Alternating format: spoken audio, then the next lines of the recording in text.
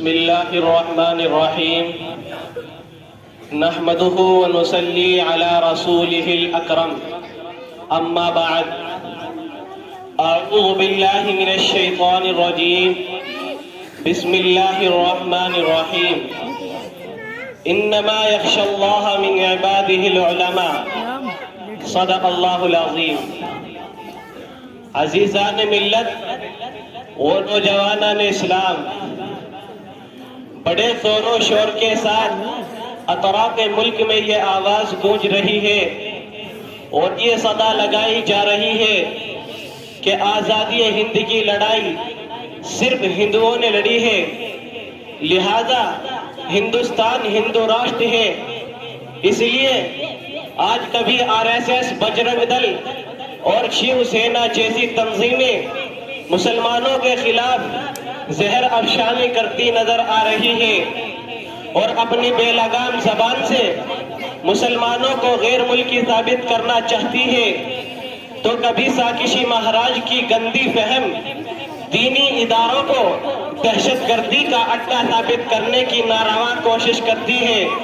میں پوچھنا چاہتا ہوں حکومت سے کہ بتاؤ، جب ہندوستان کی سرزمین پر انگریز کا تسلط ہوا اور جب ہندوستان کی مانگ کا سندور کھرچا جا رہا تھا، خوبصورت عمارتوں کو مسمار کیا جا رہا تھا، عزت و آبرو کو پیروں تلے کچلا اور رودا جا رہا تھا، وہ کون تھا جو اس ملک کی عزت بچانے کے لیے اپنا لہو بہا رہا تھا؟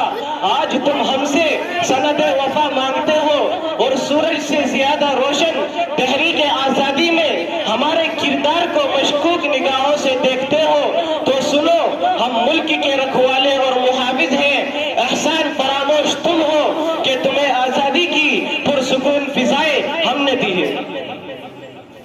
آؤ دیکھو اپنے ماضی کو، جب تم انگریز کے چنگل میں جکڑے ہوئے تھے، سانس لینے کی تم کو مہلت نہ تھی، تو اس وقت اس ملک کی گود میں پرورش پانے والا کوئی مائی کا لال اتنی جرأت نہیں کر سکتا تھا جو انگریز کی حکومت کو للکار سکے اور دنیا کی سپر پاور طاقت کا مقابلہ کرنے کے لیے آواز اٹھا سکے۔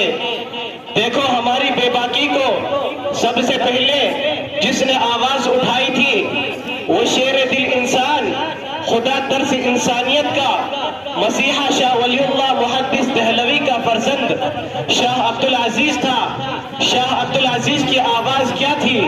وہ آواز یہ تھی کہ انگریز کے خلاف جہاد کیا جائے اور ملک ہندوستان کو آزاد کیا جائے۔ شاہ عبدالعزیز کا یہ فتویٰ انگریز کے لیے ایک خطرناک پیغام تھا جس نے انگریز کو بے چین کر دیا تھا۔ اسی آواز کے سہارے علماء ہند اور خاص طور پر علماء دیوبند اپنے سر پر کفن باندھ کر انگریز کی حکومت کو ختم کرنے کے لیے میدان میں نکل پڑے۔ پھر تاریخ نے دیکھا کہ علماء کو توپ کے منہ پر باندھ کر گولا داغ دیا جاتا۔ رب کی قسم، علماء کرام کے گوشت کے لوتھڑے اڑ گئے اور فضائے آسمانی خون سے رنگین ہو گئی۔ یہ بھی ہوا کہ علماء کے جسموں کو تانبے سے داغا گیا، علماء کو سوروں کی کھالوں میں بند کر کے چلتے ہوئے تندوروں میں ڈالا گیا۔ لمحات تاریخ نے یہ بھی دیکھا کہ علماء کو ہاتھیوں پر کھڑا کر کے درختوں سے باندھ کر ہاتھیوں کو چلا دیا گیا۔ لاہور کی شاہی مسجد کے صحن میں انگریز نے پھانسی کا پھندا بنایا تھا۔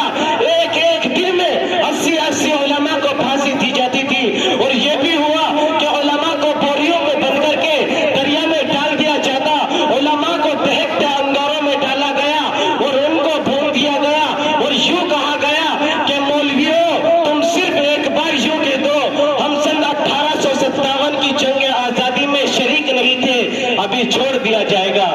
لیکن رب کی قسم، سارے علماء آگ میں پک گئے، لیکن ایک نے بھی انگریز کے سامنے گردن نہیں جھکائی۔ عزیزان ملت، اتنی شدید قربانیوں کے بعد ہندوستان آزاد ہوا۔